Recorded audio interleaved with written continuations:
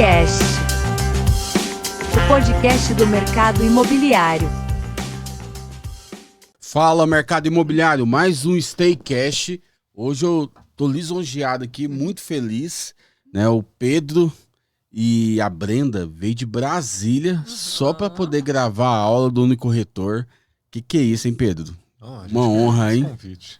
É uma honra pra gente. A gente Muito tá obrigado. aqui, lisonjeado com o convite e pode chamar mais vezes, estamos à disposição. O PP falou assim, ó, pra mim, assim, ó, falou assim, Jefferson, você vai conhecer o Pedro e a Brenda, eles são gabaritados, tem uma bagagem tremenda, assim, você vai gostar muito deles, são de Brasília e ele vai vir só pra poder gravar a aula. É verdade. Então vocês ficam aqui, vocês vão ver agora, você que é dono de construtor, incorporador, gestor, né, o Pedro, advogado, a Brenda, arquiteta, e nós vamos falar um pouquinho aqui quem são os dois, para vocês terem ideia aqui, são esse casal aqui poderosos aqui, ó, Brenda Souza Pamplona Saad, ela é arquiteta formada pela Universidade de Brasília, com 9 anos de trajetória no setor imobiliário, atua também como gerente de empreendimentos, sendo responsável por conduzir todas as etapas, desde da etapa da viabilidade ali, da compra do terreno, até a concepção do produto, até né, a Brenda? entrega das chaves. Ela também trabalha também, né, de análise de viabilidade, pós-obras. Em sua carreira já liderou vários projetos de alta complexidade em segmentos residenciais, comerciais, hoteleiros e de shopping center.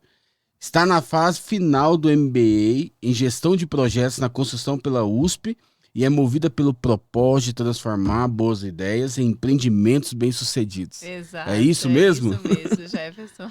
Pedro Henrique Saad Messias. O nome do Pedro Henrique é grande, hein? De Souza.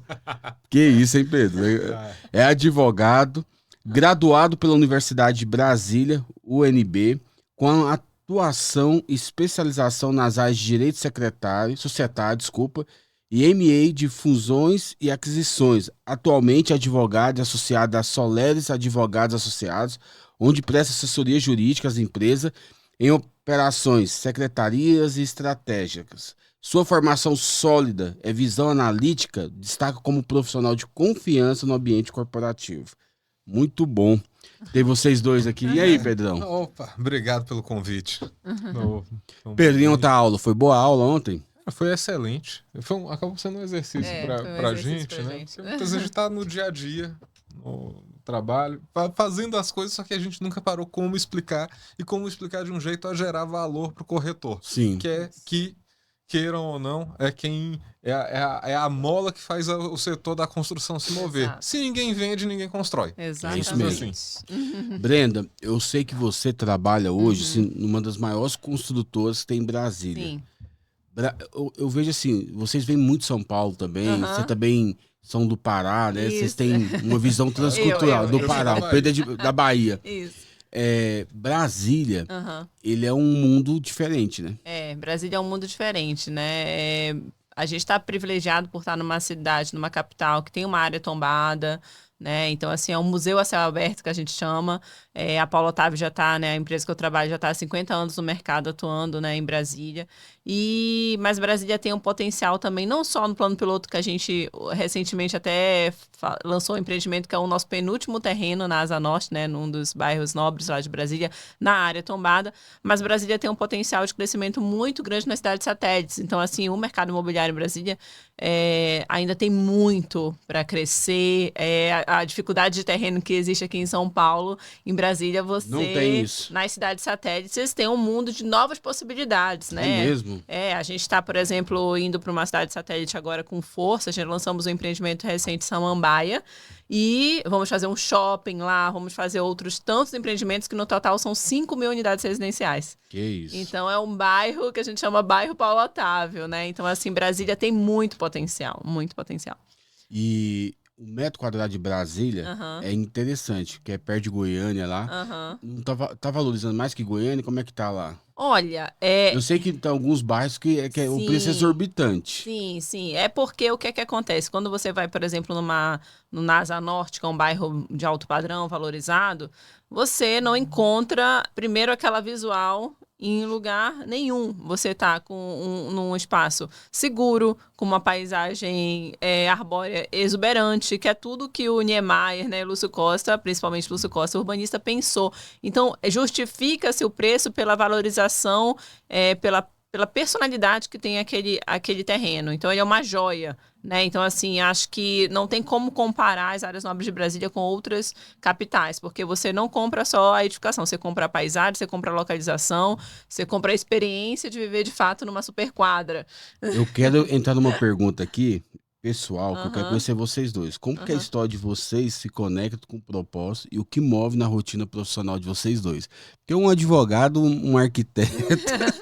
Como Sim. foi isso? Não, mas eu entendo que, de fato, a motivação pessoal tende a uma semelhança, né? Mas no meu caso, eu nasci no interior da Bahia. E sempre quando eu viajava, eu tinha contato com novas coisas, serviços, produtos que na Bahia não tinha. Hoje já tem. Hoje a minha cidade já cresceu bastante. Mas eu via o quanto que faltava para crescer, para as pessoas terem acesso às coisas e até a empregos melhores também, né? E eu comecei a minha trajetória no direito com ambiental. Cheguei a ser representante da OAB no Conselho de Meio Ambiente, uma razão pela qual eu tive muito contato com o setor imobiliário sob o ponto de vista ambiental, da aprovação dos novos bairros.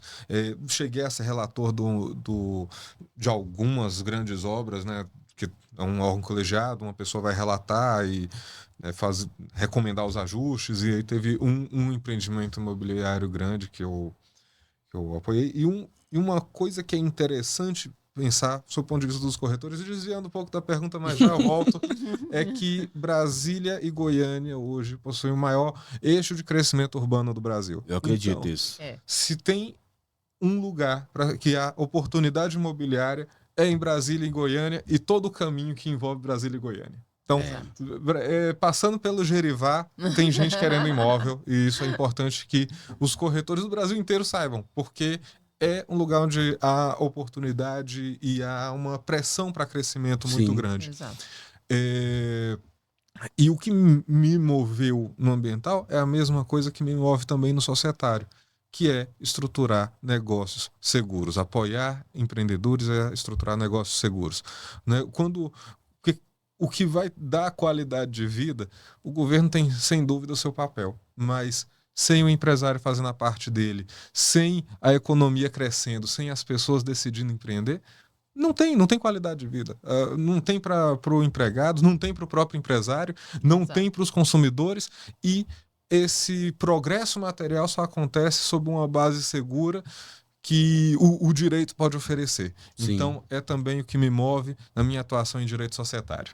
Pedro, eu sei que você especificamente, se você é societário, especialista, sim, né? Sim. E M&A também, né? Em M&A. M&A é um a gente pode considerar como um braço do societário, vamos dizer assim, porque são operações envolvendo participações societárias. Sim. Em bom português, quando alguém vai comprar uma empresa, vender uma empresa. Sim. Ou parte dela, ou ela toda, mas são operações de M&A. E eu vou te falar assim, o mercado imobiliário, cara, tem muita questão assim de brigas, porque é um mercado assim que rola muita grana. É um mercado próspero, é a segunda economia mais pujante, a construção civil, você sabe disso, né, Brenda? Sim. E essa questão societária, assim, sempre tem um gargalo muito forte, né, Pedro? Você já viu de tudo, né, cara? Olha, eu não sei se já vi de tudo, mas eu já vi muita coisa. E eu olhando... Sociedade é mais do que um casamento, cara? Que você tem que capturar mais que um casamento. Eu gosto de falar que sociedade envolve acordos que muitas vezes a pessoa que entra na sociedade nem sonha que está fechando. Se não tiver bem assessorada, ela nem sonha. Assim, como é que vai sair, o que significa exatamente aquilo que ela está assinando, porque muitas vezes está lá, tem um quadradinho com as porcentagens falando que ela é sócia, quais compromissos ela está assumindo com isso, quais os direitos que ela tem. Muitas vezes a gente acha, fulano só tem 1% da sociedade, mas ela tem os direitos que um sócio minoritário tem, de acompanhar, de ter acesso às informações da sociedade, de exigir a prestação de conta dos administradores. Então, de fato, assim, muitas vezes acaba sendo uma parte dos negócios que, especialmente empreendedores mais iniciais, acabam negligenciando. Sim. E a falta de assessoria é o principal, né? Que essa negligência, né, cara? Tem que ter uma assessoria, né, cara? Exatamente. Assim, eu acho que o importante, isso pensando como um todo, tá? Empreender não é qualquer coisa. No Sim. Brasil, a gente tem um amadorismo não por demérito dos nossos empreendedores, mas pelo fato que muitas vezes não há o espaço adequado para a educação desses empreendedores. E a educação que eu falo aqui, claro, a gente tem a sua iniciativa mesmo no Unicorretor, pensando além da corretagem, pensando em como estruturar negócios imobiliários, vai já nesse caminho de atender isso. Só que o empreendedor ele precisa estar muito bem informado do que ele está decidindo em muitas frentes. Sim. O direito é uma delas. As outras, até a arquitetura. O pessoal muitas vezes acha que a arquitetura é uma questão de embelezamento do espaço, mas na verdade é estratégia. Dando um exemplo simples. Em operação de M&A, vamos dizer que alguém resolva querer comprar um hotel.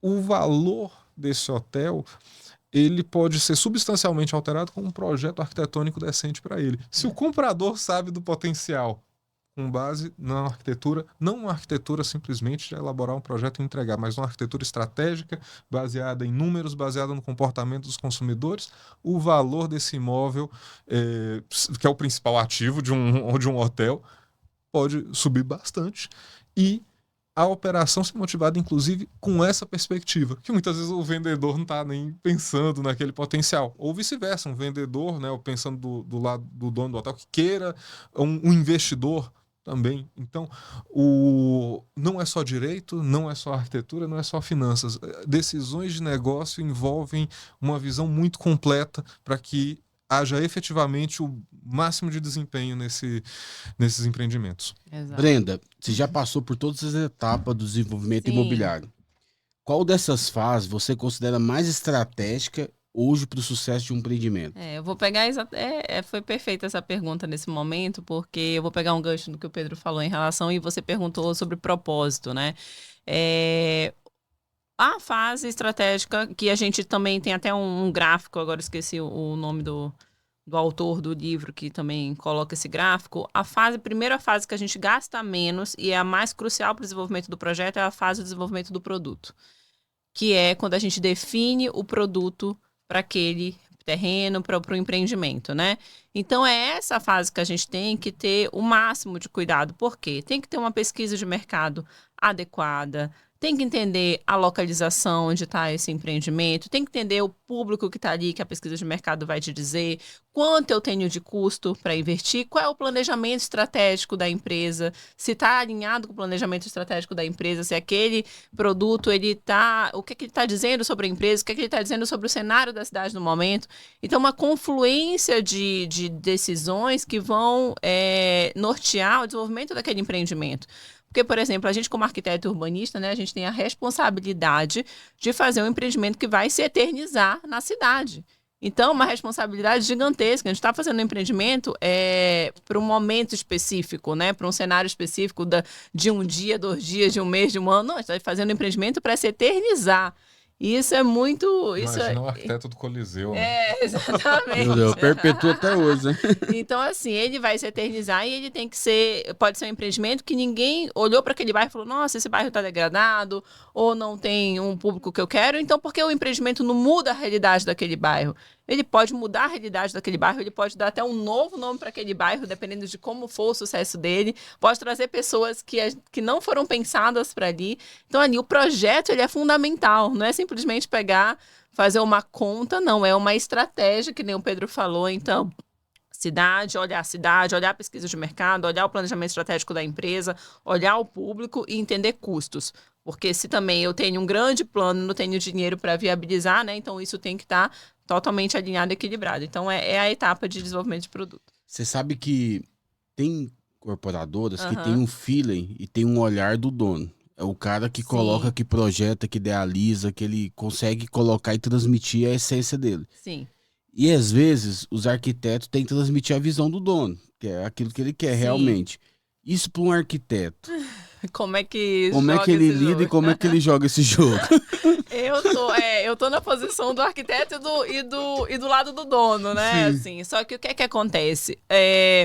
O arquiteto, ele tá lá para pensar estrategicamente o produto. O que eu gosto de falar, o arquiteto, ele não é um artista plástico, né? A arte dele tem que ser empregada com estratégia. Então, é um casamento entre a criação e o feeling do dono, que também tem a experiência de mercado. Então, é um casamento para aquele produto ser viável, né? Então, a gente está falando de uma coisa que vai viabilizar uma venda, tem um custo muito alto envolvido na construção. A gente está falando de um quarto, digamos assim, né? De uma decoração de um quarto. A gente está falando de um negócio, então a gente está falando de uma estruturação quase de uma empresa mesmo, que vai estar ali naquela cidade e vai ter que ser viável financeiramente. Então o arquiteto, ele tem que ter esse papel estratégico, de fato, junto com o dono. Ele não pode, ele vai ter que sinalizar o dono no sentido de, vamos dar um exemplo básico, a fachada de um empreendimento. Por que a utilização de brises é importante? Qual é a cor adequada? Como é que eu vou viabilizar estrategicamente uma fachada que seja viável dentro da sua viabilidade e, ao mesmo tempo, embeleza a cidade, seja um gancho de venda. Então, é um exemplo onde o arquiteto, ele tem que conciliar estratégia com estética e técnica, né? Então, assim, não dá para bater de frente, porque a gente faz o trabalho junto, em conjunto. A gente está construindo a cidade junto. Sim. E respeitando também, né? Porque tem determinado bairro que a arquitetura ali, não tem como você fazer algo assim... discrepante, né? Exato. E assim, uma coisa que eu vejo muito, que acho que isso os arquitetos recebem até, e eu estou no meu lugar de fala, né? Que eu adoro esse termo. Mas você não pode fazer a mesma arquitetura e desconsiderar a região. Então, assim, eu sou paraense, né? Então, quando a gente anda um pouco lá por Belém, é uma cidade que tem uma pujança e uma regionalidade, uma cultura tão, assim, gritante, e eu não vejo isso desenhado na arquitetura. Eu vejo um prédio em Belém que podia estar em qualquer outra região do país. E isso acontece em todas as capitais. Então, você tem que entender aquele contexto, o clima. Qual é o clima daquele local? Como eu posso fazer uma fachada eficiente, né? Que seja que não tenha que ficar com o ar-condicionado ligado 24 horas por dia, porque Belém é uma cidade extremamente quente. Então, assim, você tem que entender o contexto da região, como o público vai interpretar aquela arquitetura, como o edifício vai trabalhar naquele contexto climático. Então, isso também é fundamental que o arquiteto entre e empregue a técnica que ele sabe empregar, né? Pedro, você está envolvido em processo de estruturação, societário, fusões, M&A, né? Como um bom planejamento jurídico pode evitar problemas futuros para os empreendedores e para as empresas, para os gestores. Cara, acho que a primeira coisa é o empreendedor, de modo geral, englobando todas essas pessoas, entender o que eles querem. Porque se o direcionamento comercial é falho, fica difícil de proteger alguém que não sabe para onde quer ir. Sim. Então, a primeira coisa é ter essa clareza estratégica. E como que se vai evitar os problemas? Antecipando. Mas eu acho que seria legal você dar um spoiler, assim, sim. De como que a questão de planejamento, assim, vai fazer uma sociedade, o que o cara tem que evitar? O que tem que planejar antes de colocar? Bora lá. A primeira coisa é entender o papel de cada sócio. Não se coloca alguém como sócio do nada. Ou a pessoa está entrando com capital, ou então está entrando com capital baixo, mas tem um papel estratégico para aquele empreendimento, seja conhecimento do setor, seja uma rede de relacionamento que justifique. Então, não se faz sociedade por fazer. Acho que é o primeiro ponto de partida. Uma vez acertando, não, são sócios, faz sentido, a contribuição de cada um é compatível com o que está escrito no papel, porque muitas vezes tem acordos que não estão colocados no papel, e isso é perigoso manter essa situação. Entender como vai ser administrado, como vai ser a prestação de contas, quem vai poder assinar pela empresa, ter essa clareza é importante. E, por fim, antecipar os cenários que mais recorrentemente levam negócios à ruína. Porque a briga de sócio é um problema e muitas vezes essa briga acontece porque não há um alinhamento. Um alinhamento. É aquela coisa, esperava uma coisa da outra pessoa e não combinou com ela. Sim. Isso não pode acontecer. Então, esperar se vai entrar com quais são as contribuições e também como é que a pessoa vai sair da sociedade, quais são os critérios de liquidação. Isso pode ser meio técnico e é muito... E se tal desgraça acontecer, e se alguém morrer, e se alguém divorciar, essas coisas, que a gente como advogado tem que entrar nesses temas, é natural. E às vezes até eu queria que você entrasse também, Pedro, assim, pela sua visão holística assim, da situação toda. Sim. Principalmente, cara, porque quando a gente coloca um sócio, a gente também não vê a esposa, não vê a questão de os filhos, né? Não sabe tudo como é que funciona, a cultura, a família. Exatamente. Né? Tem esse aspecto também, porque o aspecto técnico, você é um cara gabaritado. Mas na sua experiência, cara. Mas isso também é técnica. Na verdade, não dá de separar a técnica da prática, porque a técnica sozinha é inútil. O ponto aqui é entender que as pessoas divorciam, as pessoas morrem, as pessoas ficam doidas, e a gente tem que antever isso no contrato social que você assina, no acordo de cotistas, para complementar, deixar tudo bem descrito operacionalmente, como é que vai ser em cada situação, se um sócio decidir sair, se ele pode sair, em que condições. Tudo isso tem que estar previsto, porque nunca sabe se alguém vai, por exemplo, uma situação de divórcio.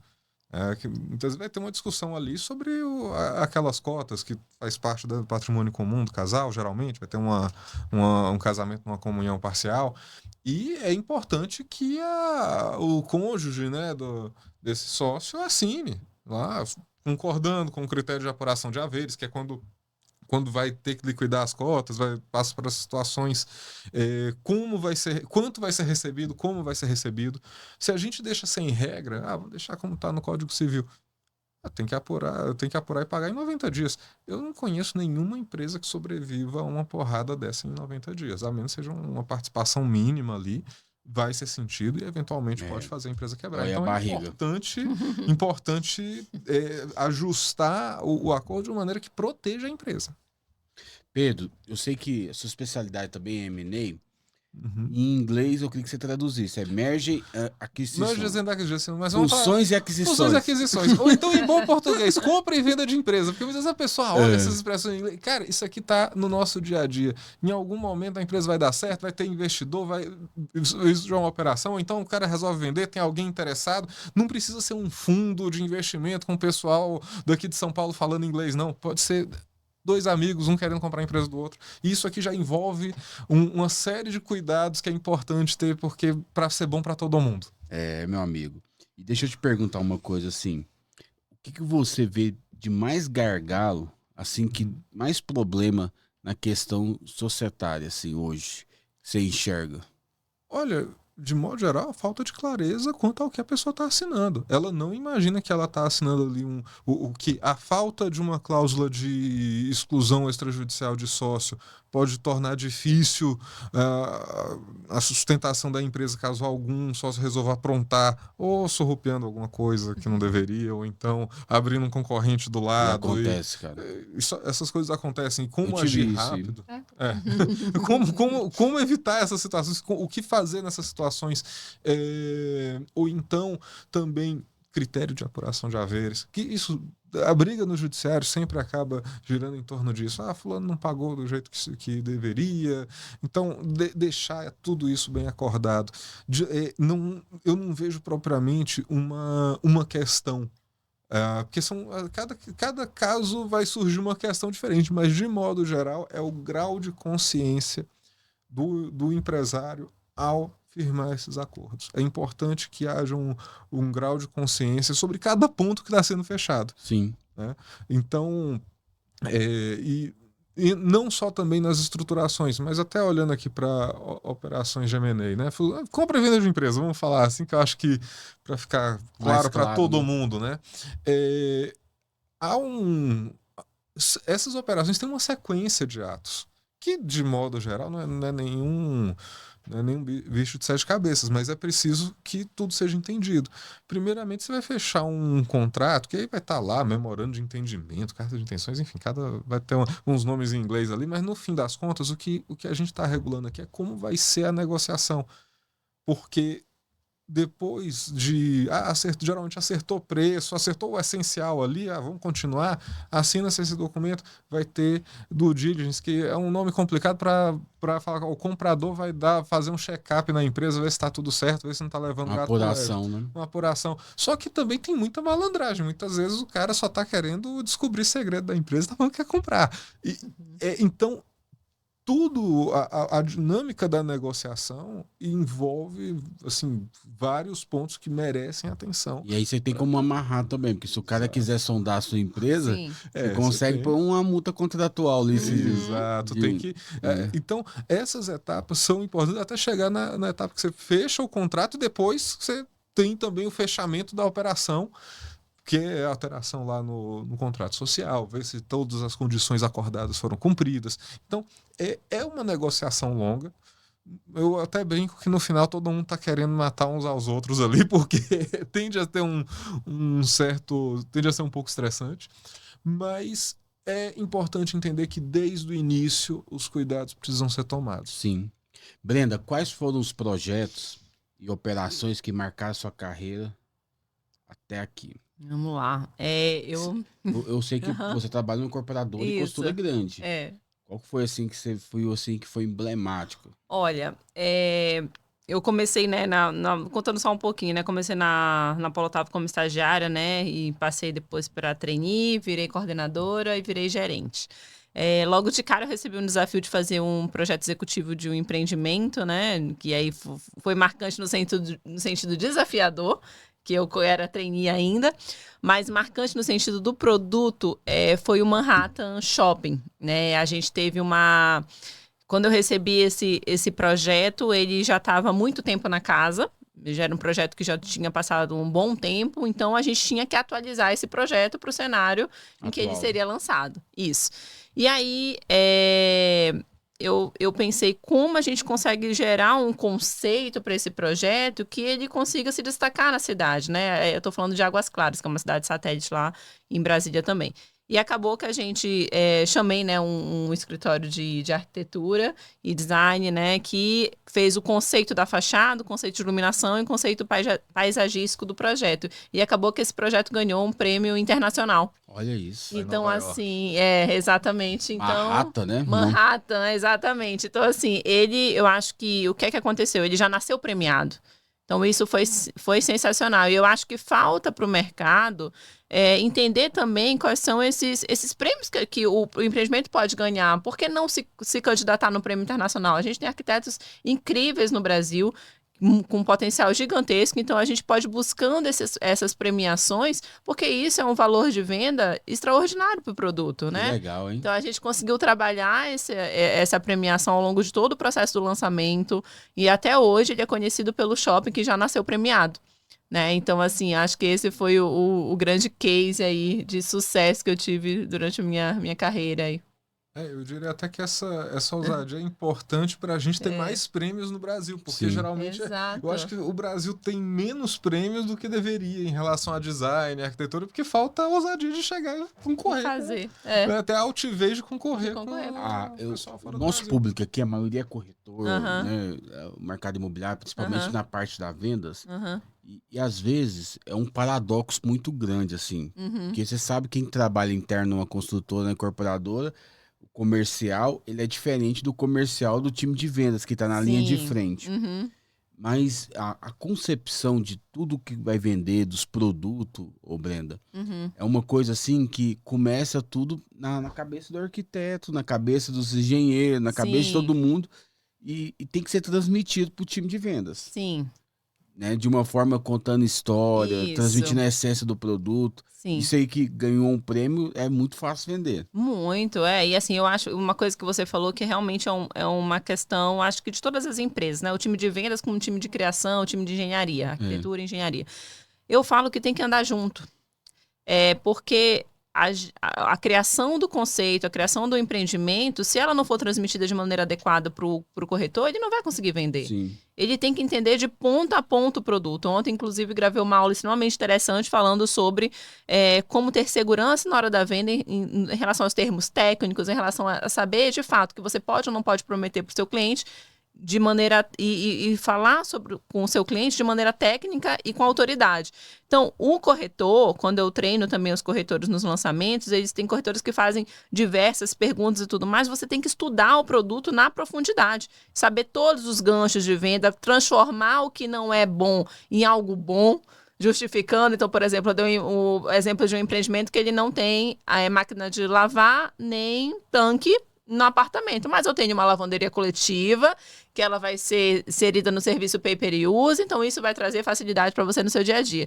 Então você tem que pegar e entender o empreendimento até nesse sentido. Aqui é um problema, mas eu consigo te falar a solução imediatamente em outro ponto. E se a arquitetura não andar junto com a venda, não adianta. A gente começou falando, se não tiver venda, não tem empresa, né? Então a gente tem que fazer o produto em conjunto, vender em conjunto. E outra coisa que é fundamental, o corretor está em contato direto com o cliente. Ele tem informações que o arquiteto e o engenheiro não vão ter. Então, ele tem que passar esse feedback também, se ele trabalha para uma incorporadora, tem que passar esse feedback para o time de engenharia, de arquitetura, para aí é uma retroalimentação. A gente tem dados na mão que precisam ser utilizados. Ele sabe o que o cliente gosta, o que é que não gosta, o que é que ele está vendo aí no mercado como tendência, o que é que ele não está vendo. E aí, isso é um ciclo. Então, todo mundo tem que trabalhar junto. Brenda, como você acredita que seu processo de transformar uma ideia inicial em um produto imobiliário viável e bem posicionado no mercado? Eu sei que você falou desse case aí, mas o que você acha que é uma coisa assim que é viável, bem posicionado? O que você pode falar para mim aqui desse processo? Tá, no sentido do que pode ser interessante ser feito. Olha, hoje, esse foi um case de sucesso, mas hoje, assim, acho que como tendência e como processo você tem que ter uma visão de futuro, né? Você tem que ter uma visão visionária e de ousadia, no sentido de que eu tenho que enxergar aquilo que ninguém está enxergando. Eu vou falar um pouquinho sobre, tá tendo um movimento aí sobre senior living, né, agora vindo um pouquinho para o Brasil, que eu vejo que hoje, né, falando sobre tendências e até pegando esse gancho, a gente está tendo uma população que ela está envelhecendo bastante. Então, eu vou ter um público sênior que tem dinheiro, quer comodidade, quer segurança. Então, como é que o mercado imobiliário está se preparando para isso? A consultora começou a atenar para isso e vai começar a criar empreendimento para sênior. Exatamente. Já está tendo uma movimentação de algumas construtoras. Então, esse é um caso de que o arquiteto, o incorporador, enfim, o time da incorporação tem que estar com visão de futuro e longo prazo, porque eu tenho que ter iniciativas que às vezes o mercado não está óbvio, mas eu vou ter que entender como a cidade, que caminho a cidade está indo, que caminho o mundo está indo, quais são os serviços que não estão hoje empregados na moradia, o que é que as áreas comuns que as pessoas também não estão empregando na moradia que eu posso empregar. Então é um pouco de visão de futuro alinhada com a ousadia. Eu acho que o incorporador ele tem que ter esses dois talentos, né? Esses dois dons. É isso mesmo. Acrescentar um ponto que é até fazer as áreas dialogarem, porque se tem uma coisa que é difícil é fazer corretor e arquiteto conversar. É verdade.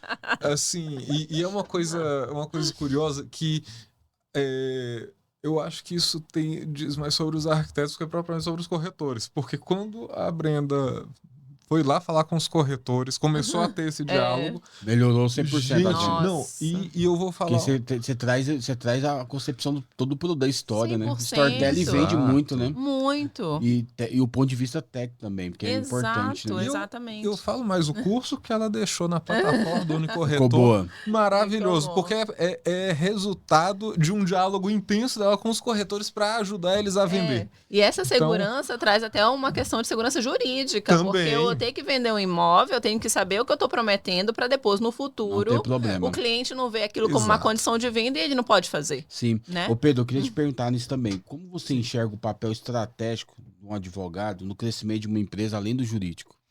Cara, dando segurança para ela. Eu acho que o ponto que a gente tem que entender aqui é que seja no judiciário, seja fora do judiciário, o papel do advogado é proteger o empreendedor, proteger o empresário, proteger os envolvidos nesse negócio. Então, a visão estratégica que a gente deve ter aqui é que a função do advogado é de proteger o interesse. Falo isso porque muitas vezes as pessoas acham que é gerar papel, fazer uns papel para o pessoal assinar. Não, tem essa parte também. Mas o ponto aqui é ter a visão do negócio, entender o que é importante para que esse negócio funcione, aconselhar sobre os riscos, aconselhar sobre a melhor estrutura possível e, obviamente, gerar a documentação, claro, que dê segurança ao empreendedor.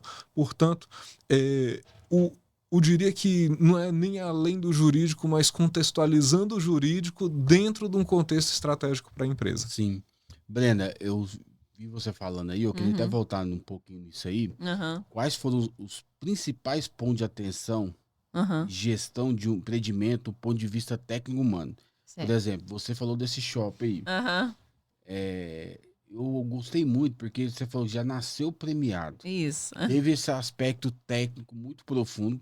Isso. Um projeto ser premiado não tem que burilar muita coisa, né, Pedro? Tem que trabalhar, não tem, cara? Tem. Não, eu acompanhei. Eu acompanhei ali, ela ligando para a arquiteta. Não, vamos fazer um projeto. Porque ela queria que vendesse bem. Né? Tem que os corretores vender com facilidade. Tem que ser uma questão técnica muito forte. Também um aspecto humano também. Exato. O que você consegue assim, destacar que você acha que você fez que deu toda a diferença, assim? Olha, primeiro, no Manhattan, né, nessa questão, a minha orientação com os arquitetos que também desenvolveram esse conceito foi sentar com eles primeiro, entender a região, entender o que é que o público de Águas Claras queria, né? A gente viu que era um público que valorizava alguns aspectos ali do dia a dia que a gente conseguiu empregar na fachada. A questão do design biofílico também, que a gente trouxe o verde para a fachada, trouxe o verde internamente. Então, isso fez uma valorização, deu uma valorização muito grande para o shopping. Águas Claras é uma cidade que ela não tem tanto verde, né? Tem uma cidade um pouco mais árida, tem um parque lá, mas nas calçadas não tinha tanto verde. Então, ele trouxe também esse verde na própria arquitetura. A fachada ativa é uma fachada que conversa com o entorno. Então, eu não estou falando de um shopping encapsulado em si, né? Então, ele está conversando com o entorno. E uma questão também que a arquiteta conseguiu desenvolver bem foi, ele não tem uma abertura com clarabóia internamente, que é aquela entrada de luz natural, mas ela foi desenvolvido tecnicamente um teto que ele consegue simular a luz do dia, durante o dia. Uau. Então, isso gerou para gerar um conforto para esse usuário, mesmo que não tenha entrada de luz natural. Então, foram pegando questões que já estavam postas em projeto e ressignificando, trazendo tecnologia, sustentabilidade. Então, foram essas questões que viraram o jogo e fez ele ser premiado. Que legal, hein? Nós temos uma parte do programa aqui que é corriqueira, que eu sempre falo, eu dedico essa parte assim, principalmente para os corretores de imóveis. Eu acho que é eles que fazem essa roda girar, né? E eu acho que todos são importantes, eu não qualifico ninguém aqui melhor do que ninguém, mas eu percebo que quem tá na linha de frente, assim, é autônomo, o cara, ele precisa de mais recursos, às vezes. Sim. E eu queria te perguntar para vocês dois, o que vocês enxergam num corretor? O que vocês acham que é um corretor de imóvel? O que é um bom corretor para vocês? Cara, eu diria algo que é para em qualquer profissão. Eu acho que a gente deu exemplos aqui de estratégia. Como pensar arquitetura estrategicamente. Não que o cara que elabora, o ato de elaborar o projeto lá no computador não seja importante. Eu falei com um certo tom de deboche sobre gerar papel. Claro, o papel é importante. Só que em qualquer trabalho técnico é importante não perder o ponto de vista estratégico. Por que você está ali de verdade? E no caso do corretor, essa percepção estratégica também. É entender que existe todo um trabalho envolvido na venda que é difícil. Ligar, a pessoa não atender. A gente também passa raiva com programa de computador, com escrevendo algo, o cliente sem entender. Todo mundo passa. O operacional é trabalhoso. Sim. Mas a gente deve cruzar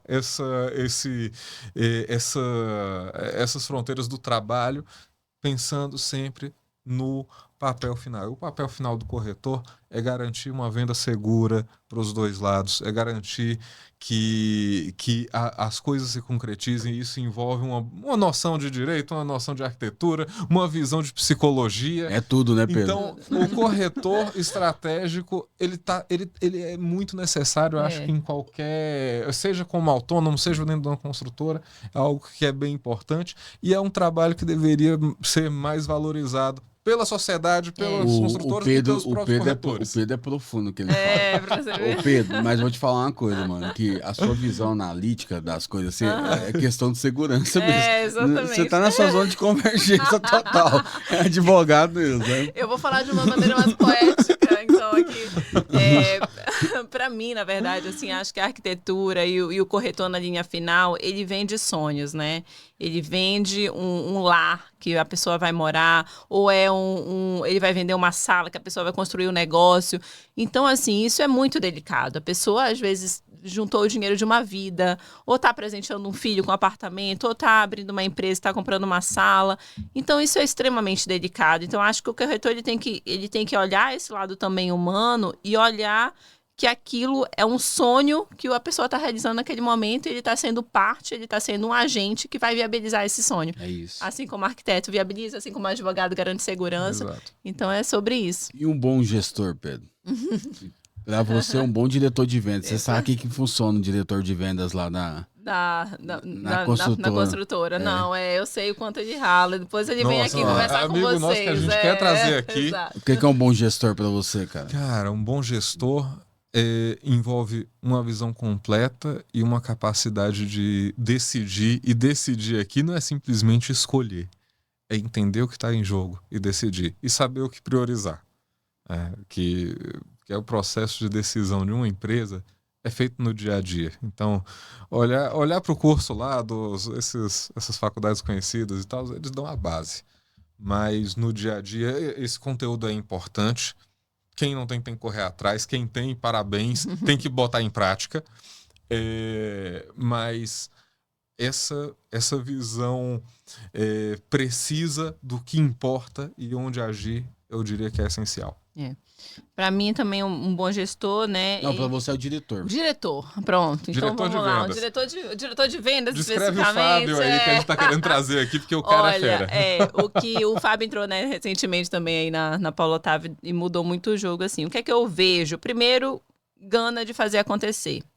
Né? Independente do carro que você tá, você tem que arregaçar as mangas e tem que agir. Ir na rua, conversar, entender o perfil de cada pessoa da sua equipe, entender como você pode impulsionar um talento que às vezes a pessoa lá não está enxergando. Então tem gente, colocar cada pessoa onde ela deve estar no sentido de talento, no sentido de onde ela consegue se desenvolver. E outra coisa é aquilo que a gente estava falando desde o início, a visão estratégica. Não dá para você olhar, um diretor não tem como olhar o hoje. Qual é a tarefa do hoje, né? O que é que essa tarefa de hoje vai impactar no futuro, na longevidade da empresa, nas minhas ações futuras. Então, acho que é isso, essa visão estratégica a longo prazo e olhar como o seu time desenvolveu o talento de cada um individualmente. Uau. Falou bem, né? A Brenda, né? Muito. Ainda vai candidatar. Mas eu queria até acrescentar, porque, muito pelo exemplo do Fábio, né? Que se tem uma coisa que eu acho interessante nele e que é importante para os corretores, eu acho que todo mundo tem uma equipe de corretores, ou até mais 2, 3 equipes de corretores, né, sobre sua direção, é liderar pelo exemplo. Se tem uma coisa que eu acho admirável no Fábio, é que ele tá vendendo junto com os corretores. Vamos lembrar que o Paulo Otávio começou como corretor. Isso é um ponto interessante, porque o próprio presidente da empresa, que é o meu trabalho, que é o Paulo Otávio, ele lidera pelo exemplo. Eu nunca vi um cara vender tão bem. E ele é o dono da empresa, mas ele senta na mesa e vai vender junto com os corretores. E isso é fantástico. Isso faz toda a diferença, né? Isso. Total. Humanização total. Humanização, né? Exatamente. Eu queria entrar agora numa pergunta com vocês dois. Vocês podem se deixar um pouquinho mais, porque é uma autoanálise, é uma questão de introspecção. Quem é a Brenda e quem é o Pedro, não é o que vocês fazem, não o que vocês trabalham, porque aqui tá claro que vocês fazem. Mas, de fato, em pessoa, quem é? Ai, vamos lá. Falar da gente é difícil. Falar da gente é difícil. A Brenda, eu acho que é uma mulher que ela não tem medo, assim, que não teve medo de sair da cidade dela, não teve medo de não teve medo de né, sair de casa nova para poder fazer o melhor curso de arquitetura que ela poderia fazer. Tem muita ousadia e é apaixonada pelo que faz. Então, apaixonada pela arquitetura, apaixonada pelos desafios que a vida impõe, católica, porque também sem Deus a gente não consegue fazer nada, e esposa do Pedro, que a gente está aqui junto. Se o casal, a decisão mais certa na sua vida é com quem você casa, tá? E isso é fundamental, isso é um conselho que eu dou, inclusive. Case também com a pessoa certa, porque sem isso, o seu potencial, o seu caminho, ele vai ser definido. E aí Deus depois dá conta de tudo. Exatamente. Eu não conseguiria casar com uma mulher medrosa, porque eu também adoro um desafio. Adoro ir sem medo para alguns lugares, assim, não que a gente vá andar de madrugada no centro de São Paulo, mas eu adoro enfrentar desafios e conhecer formas novas de se resolver problemas. Eu me vejo muito mais como um resolvedor de problemas. Seria talvez Não é o que você faz. Quem é o Pedro? Ótimo. Mas é porque eu adoro entender problemas. Eu gosto de explicar melhor quem eu sou, muito exemplificando coisas. Eu acho que nesse ponto de sair... Eu saí do interior da Bahia, eu estudava para o vestibular, eu estudava nas férias, porque as matérias que caíam no vestibular, né, das federais, que eu queria muito, não eram... Ele é extremamente inteligente. Não batia, ainda faltava em relação ao conteúdo da escola, então eu estudava. Então sempre fui comprometido com... Quando eu falo que eu vou fazer alguma coisa, eu vou fazer. Só que eu também não discuto com ninguém, eu só faço. Então, sou contra. Tá bom, vou lá fazer. Assim, eu não discuto, ainda concordo com a pessoa e continuo fazendo. Então, eu posso dizer que eu sou também obstinado. Nisso aí ela falou que... Ela não comentou, mas ela é também. Também sou católico. E também extremamente curioso com resolver problemas. Do nível, eu já tentei invadir uma impressora só para entender como é que funciona. Não tem nada a ver com direito, isso enfim, código e tal. Eu fiquei uma tarde curioso com isso, não deu certo. Não consegui resolver esse problema, ou criar esse problema, porque invadir uma impressora não é bem um... Mas eu tenho realmente curiosidades, assim, sabe? Sobre como resolver... Determinadas coisas difíceis, né? Isso. Aí agora a gente tem que escolher as brigas. Eu também não vou ser obstinado em invadir impressoras, porque não faz o menor sentido, mas pela curiosidade. Pedro e Brenda, agora vocês estão aptos a responder a última pergunta aqui. Vai ter mais algumas que a gente vai entrar, mas eu queria perguntar para vocês, assim, qual foi o pior momento de vocês no mercado, talvez no seu mercado imobiliário, no Pedro na parte jurídica, assim, que você percebeu que... Porque às vezes as pessoas olham pra gente, tem muita gente que a gente às vezes sempre quer olhar pro primeiro da fila, mas tem muita gente que queria estar no nosso lugar. Olha e fala assim, não, essa pessoa já galgou coisas que eu quero galgar, mas às vezes as pessoas estão passando por situações difíceis, mas ela se inspira na nossa história, nos momentos difíceis que a gente passou também. Por isso que às vezes aqui eu gosto dessa parte aqui pra inspirar a galera, né? Sim. Pode começar. Ótimo. O pior momento para mim foi quando eu descobri que eu não iria me realizar com direito ambiental, que não era aquilo que eu gostaria de servir as pessoas. Porque eu já tinha ido muito longe, assim. Foi uma história um tanto engraçada, porque em nenhum momento eu me identifiquei muito, mas na graduação trabalhei num projeto de iniciação científica. Desse projeto eu ganhei 2 prêmios acadêmicos. Um, inclusive, foi até aqui em São Paulo, um congresso brasileiro de direito ambiental. Um artigo ficou em primeiro lugar. E aí disso um professor já me indicou para um estágio. Do estágio, já comecei a resolver problema, já dava de trabalhar como, assim, autonomamente na advocacia, o que poupava muito, porque a fase de advogado associado, né, acaba muitas vezes sendo puxada. Disso, eu fui fazendo uma coisa tão bem que eu parei representando a OAB-DF no Conselho de Meio Ambiente, peguei relatoria de coisa de mineração, de regularização fundiária, de um monte de coisa, só que eu não gostava do que eu estava fazendo. Olha isso. E, assim, eu não gostar aqui, a gente deve entender o seguinte: eu queria ter uma função mais estratégica para resolver os problemas dos empresários. O advogado ambiental também é estratégico, só que ele é estratégico em um momento. o advogado societário... É mais contencioso, né? Também. Tem uma parte mais consultiva, de acompanhamento, mas, de modo geral, tem muito mais contencioso. E o tipo de solução que você entrega é diferente. Também são advogados estratégicos, não entendendo isso, mas a posição que eu queria estar é do lado da pessoa que está começando o negócio, da pessoa que está continuando o negócio, da pessoa que está enfrentando o mercado, vamos dizer assim, e que tenha a visão do todo. No ambiental, eu tinha a visão da parte ambiental. E quando eu percebi que não seria o que eu queria fazer da vida, eu acho que foi o momento mais difícil, porque eu tive que reorganizar a minha vida por completo, praticamente. Então, foi um momento mais complicado, mas que hoje eu não me arrependo da decisão. Eu diria que foi a melhor decisão que eu já tomei.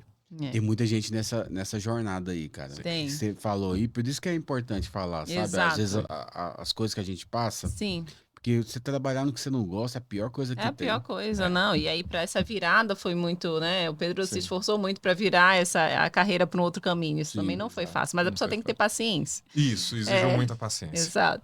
Acho que para mim, na verdade, Jefferson, é mais a questão do desafio diário, né? Quando você quer muita coisa, quer fazer muita coisa, quer deixar seu legado, você tem que ter uma disciplina muito grande. Então, eu estou ainda finalizando a pós na Poli, na USP, e aí durante 2 anos eu chegava em casa, não tinha nem tempo assim de comer, às vezes eu tinha aula até 10, 11 da noite, 10h30, e aí estudava sempre no final de semana, vinha para São Paulo para aula, trabalho, não sei o quê. Então, assim, você tem que entender que no seu dia a dia, no sentido onde você quer chegar para saber que aquele esforço ele vai ser recompensado em algum momento, né? Então, assim, eu gosto muito de uma frase de Santa Teresa d'Ávila que ela fala que é justo que muito custa e que muito vale.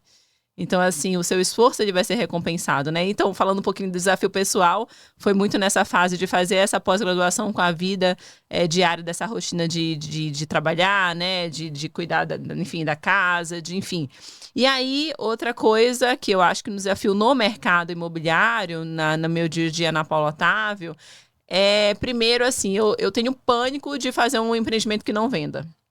Assim, nossa, eu acho que deve ser uma pressão que deve grande, ser, né? então assim, eu acho que toda a fase de concepção de produto, junto com o arquiteto contratado, da viabilidade do produto, ela tem que ser muito bem pensada, porque não fazemos produtos para não serem vendidos, Brenda, né? eu queria entrar nisso aí com você. Pode Você falar. acha que às vezes o produto que não vende, porque não teve uma totalidade assim de feedback e de viabilidade, de estudo de mercado, parte estratégica, inteligência, e também às vezes assim de chegar no corretor, perguntar, porque tem que ter todo esse estudo, não tem, cara? Sim, tem. Eu acho que assim, tem várias coisas que eu acho que são erros que podem acontecer para chegar nesse ponto. É isso que você falou, a falta de um estudo de mercado, né? A falta de entender o contexto onde aquele projeto está inserido, ou é um projeto muito bem feito que está no local errado, está numa localização errada, ou não condiz com o preço do metro quadrado, exatamente. É um projeto que ficou caro para a região, ele é perfeito, mas para aquela região, para aquele público, ele não é factível. Então, existe isso também. E, no primeiro momento, naquela fase que eu falei que é a primordial de alinhamento e desenvolvimento do produto, todo mundo tem que sentar na mesa. Se você puder botar a sua agência na mesa, coloque. Se você puder colocar um corretor que vai vender na mesa, coloque. Se você puder colocar até um cliente de um produto similar, coloque. Essa fase de brainstorm, essa fase de concepção do produto, colocar engenharia para saber a viabilidade de construção, é fundamental.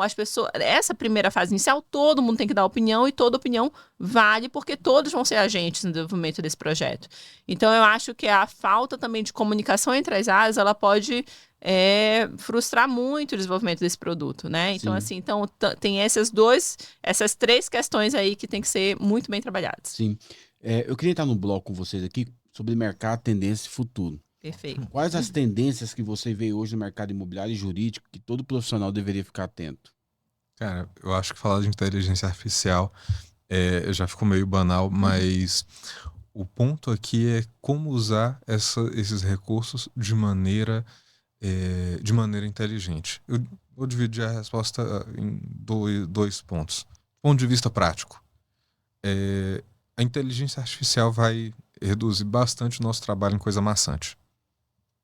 ponto aqui é que ela não pode substituir o nosso pensamento. O dia que a gente parar de pensar e delegar tudo para a inteligência artificial, já era. Então, não faz isso. Não deixa isso acontecer. O outro ponto aqui é que o desenvolvimento dessas tecnologias possibilita novos modelos de negócio. E isso não é algo da agora, eu diria que é algo que tem acontecido com maior intensidade recentemente, vai aumentar a intensidade, mas que começou na década de 80. Quando a gente vê as empresas de tecnologia, elas têm duas características que são importantes.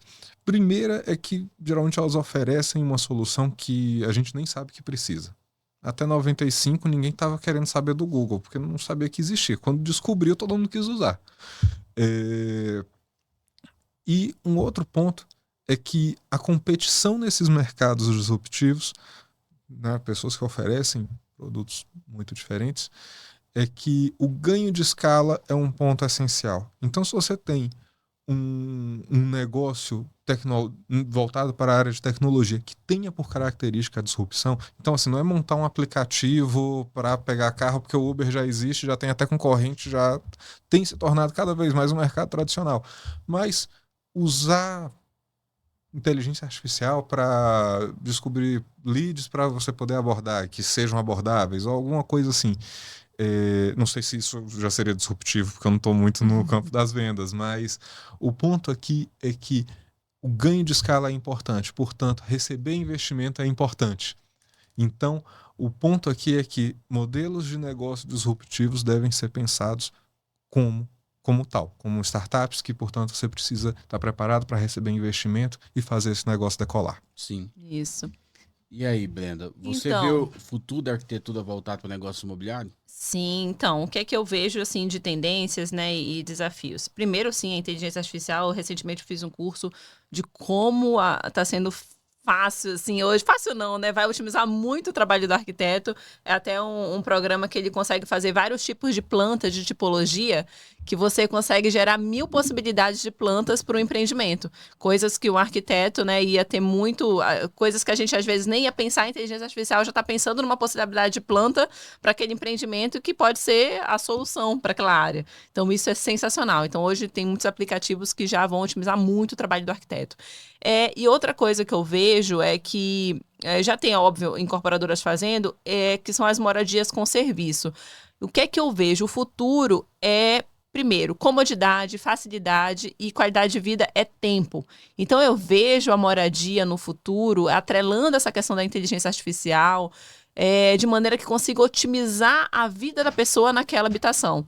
E isso eu não estou falando só porque hoje, quando a gente pensa em moradia de serviço, a gente vê muito público jovem, né, na cabeça, mas hoje a gente vê todos os públicos interagindo com essa edificação da maneira que a inteligência artificial ajude eles no dia a dia. Então, por exemplo, eu e o Pedro, que somos casados, qual é a nossa dificuldade? Cuidar da casa. Então, o que é que essa moradia pode fazer para otimizar nosso tempo nesse sentido? Um idoso, o que é a dificuldade dele? Locomoção, interação com familiares, às vezes a inteligência artificial já conecte ele com a família.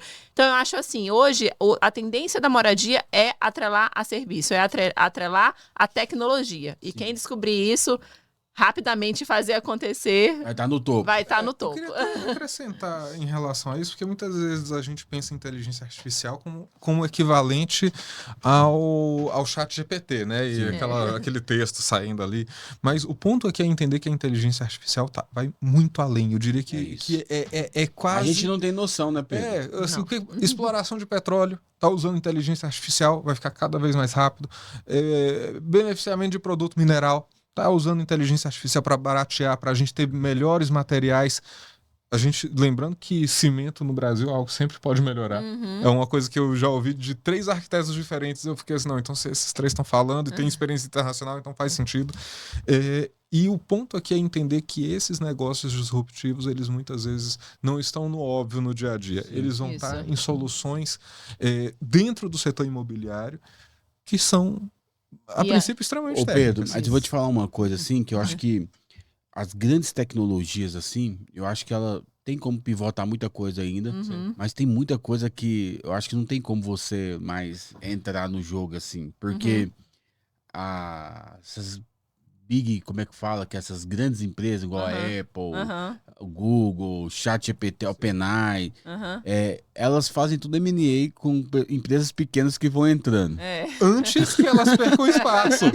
Elas compram tudo, não compram? Não, exato. Porque a questão do equity hoje é uma coisa, cara, que elas não querem perder. Ninguém quer perder o jogo. Todo mundo joga o jogo do equity, né? Exatamente. Especialmente em negócios disruptivos. O jogo do equity é ainda mais forte quando o assunto são startups. Então, o ponto aqui é esse. Só que se eles não comprarem, essas empresas crescem e concorrem. Então, é um ponto que é interessante. E quando a gente olha essas empresas que estão aí hoje, são empresas que não foram compradas naquela época e até tentaram comprar, só que não deram tanto valor, não viram como um risco do tamanho que era. Mas eu quero te perguntar, com o avanço dessas startups, dessas tecnologias, como o direito societário precisa se adaptar?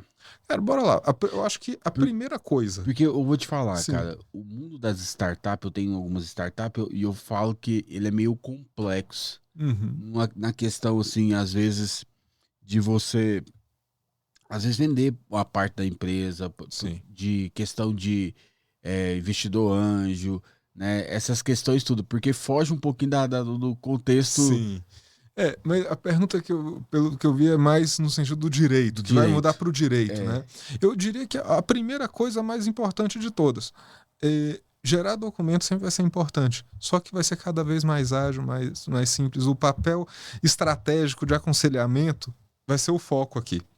A primeira coisa, muito ligado a essa questão do papel de aconselhamento, acaba sendo que é importante que a gente, como advogado, entenda de maneira mais estratégica a empresa. E quando eu falo de maneira mais estratégica, muitas vezes parece algo mais abstrato, mas vamos colocar em termos mais claros aqui. Quando você vai fazer uma avaliação de uma empresa, e isso vai impactar nas regras de apuração de haveres, que é quando você vai fazer o cálculo de quanto que um sócio que está saindo da sociedade, por qualquer razão que seja, vai receber. Esse cálculo precisa ter uma lógica financeira. A gente vai colocar a regra de maneira precisa, só que a regra precisa bater com a realidade, senão ela fica injusta. Então, entender a dinâmica financeira que é importante. E aqui eu já eu posso adentrar mais no exemplo para ficar mais claro para o público? Maravilha. Vamos pensar no seguinte: se você tem uma empresa que a sua presença é necessária para que ela funcione, quanto é que ela vai valer? O que tiver dentro dela. Então, se tem um imóvel e um computador, vai ser um imóvel e um computador o valor dela. Vai ser o balanço patrimonial. Se você não precisa estar dentro dessa empresa no dia a dia, vamos pensar aqui no supermercado. Os produtos vão estar ali, os funcionários vão estar ali, os caixas vão estar ali. E você não precisa estar lá presente. Claro, você vai ter um papel estratégico, fornecedor, sem dúvida, isso é importante. Só que se ela tem um fluxo de caixa, uma geração de riqueza, o cálculo aqui é outro. Aí já vai ser o famoso EBITDA, que você vai fazer aquela multiplicaçãozinha. E é importante que, numa relação entre sócios, haja uma clareza de qual o valor real dessa empresa. Sob esses critérios que, veja bem, é financeiro. Eu não estou falando de direito, só que o direito precisa refletir isso. Então, cada vez mais, isso é uma tendência, inclusive, na Ásia. Eu vi uma reportagem recentemente falando que eles estavam valorizando advogados que tivessem esse raciocínio, né, procurando advogados que tivessem esse raciocínio, porque a inteligência artificial já gera o documento muitas vezes. Agora, como esse documento vai ser aplicado? Como vai ser se tiver uma disputa no judiciário ou uma arbitragem? Se aquilo ali faz sentido para o negócio, ainda é com a gente. A bola ainda está com a gente e é importante que a gente tenha essa visão que ligue o direito às outras áreas da empresa que são importantes e também não perder de vista a visão do que é importante para a empresa, do que é estratégico. Uau! Vai dar aula, né? Eu vou ter a assessoria do Pedro aqui. Pronto, já contrata. Galera, muito bom esse podcast, mas já passou uma horinha aí. Agora você tem que deixar o gostinho de quero mais, ô Pedro. Se não deixar o gostinho de quero mais, o pessoal não vai lá para a Unicorretor assistir as aulas, entendeu? Vejam as aulas da Unicorretor. Teve uma aula maravilhosa da Brenda. Eu me esforcei também para gerar valor para vocês. 2 aulas, uma de estruturação societária de negócios imobiliários, uma noção que vai dar clareza para você que quer montar a sua corretora, sua incorporadora especialmente, crescer na vida e saber, quando estiver na hora de reunir com o advogado, você saber o que você tem que pedir para ele. É isso. Tá certo? Amigos, eu quero pedir para vocês dois transmitir o que queima no coração de vocês, a mensagem que vocês tá vivendo, né? Vocês estão querendo transmitir isso. Porque eu sei que vocês estão partindo para uma nova fase da vida de vocês dois. Vocês estão agora saindo do low profile. Né? Exato, e transmitindo um conteúdo de muitos anos, né? Que vocês estão trabalhando, dedicando a vida. E agora vocês estão na parte de educador, de ensinar, né? Ai, Jefferson, eu até agradeço, porque você foi um caminho aí, né, que abriu esse olhar aí pra gente, deu essa oportunidade, o PP também pelo convite. É aquilo que você falou, a gente não tem noção o quanto a nossa experiência, não só pessoal como profissional, pode impactar na vida do outro, né? Então a gente espera que não só as aulas, o próprio podcast aqui tenha não só dado uma luz profissional, mas uma luz pessoal para você, para o seu caminho, para a sua trajetória. E uma coisa que queima no coração é o que a gente tem que fazer as coisas com amor, tem que estar presente de fato no que a gente está fazendo, tem que entregar tudo no que a gente está fazendo, não é para fazer menos. A gente está fazendo isso tudo com uma questão divina, né? Uma coisa transcendental, que é o legado que a gente está deixando aqui. Então, pense nisso, faça as coisas com amor, faça as coisas para eternizar, e a arquitetura tem muito isso de eternidade, né?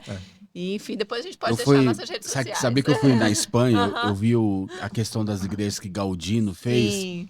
Aí eu vi uma coisa lá que eu achei interessante, cara. O cara falando assim, essa igreja, não sei quantos anos tem, né? Muitos anos, né? Gótica, aquela coisa toda de Gaudino. E falou assim, o dono dela, ele tem todo o tempo do mundo para poder esperar. E não terminou até hoje na igreja. Aí eu falei, cara, aí eu achei irônico, né? Eu falei, mano, os caras tá falando de Deus aqui. E, tipo, Deus que mandou fazer essa igreja, não foi, né? Foi um homem ali, né? Mas você vê uma coisa que é engraçada, né? Que a arquitetura faz, né? O Gaudino viajou ali na poesia dele, né? Realmente. Mas, olha, nessas considerações finais, primeiramente, agradecer ao convite, agradecer também ao PP, que não está aqui, mas participou desse convite, dessa relação também, porque muitas vezes a gente tem até algo para passar e não parou para pensar nisso, né? Então, isso é algo importante que seja dito.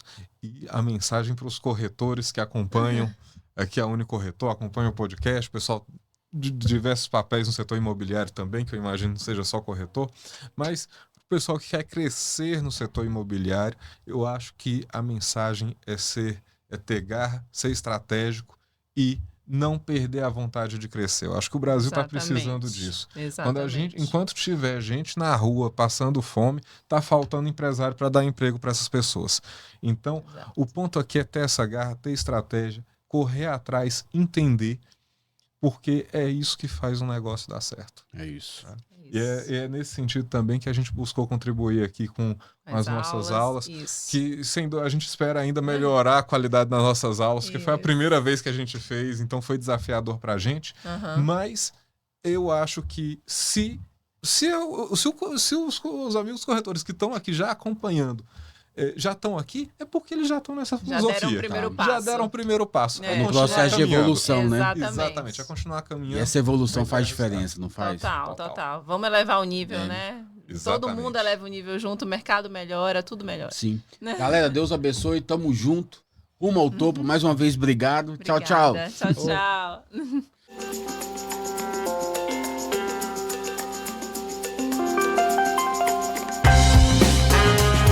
Staycast, o podcast do mercado imobiliário.